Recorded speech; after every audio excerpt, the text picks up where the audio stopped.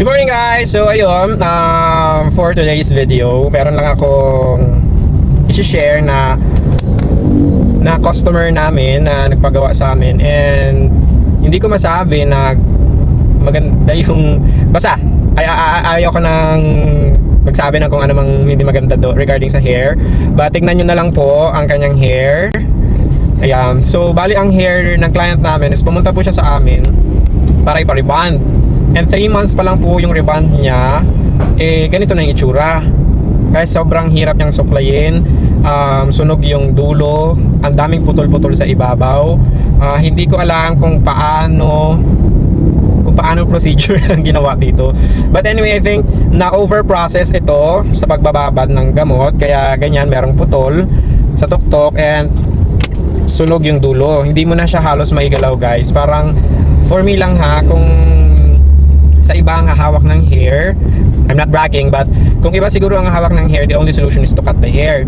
Pero ang sabi kasi niya, gusto niya ipa-rebond dahil nga graduation nila. So what we did is to check the hair, and nag-check ako kung ano mga pwedeng products na meron kami na pwede sa hair niya. So we came up with an organic rebonding. Pero guys, syempre, inaluan na natin yun ng treatment para lang mas safe yung procedure at para lang hindi ganun katapang yung gamot or yung paglapat natin ng gamot para sa hair niya. Kasi kapag nasobrahan na over-process or kahit na hindi na ma-over-process, let's say malapatan lang siya ng gamot na sobrang tapang, maaring maputol na yung hair, maaring wala ng buhok na may uwi yung client natin.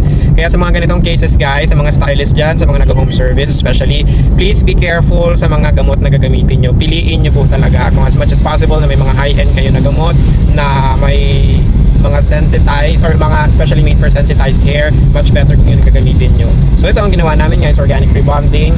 And ayan, after namin mag-apply, so binabad ko lang po yan ng 15 to 20 minutes kasi hindi na ganun ka-strong yung hair niya para patagalin pa natin ng 30 minutes or more.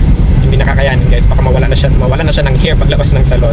So yun po, after nyan syempre winash, binlower, and then additional treatment tayo sa hair niya. And ayan, habang binoblower natin yung hair, nakikita nyo na po kaagad yung result ng hair niya.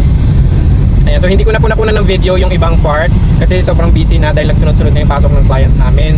So I'm very sorry for that kasi alam ko naman yung mindset ng iba niya sa inyo, sabihin ay dinaya, ay nagplansya, ay ganito, ganyan, lahat na lang, char.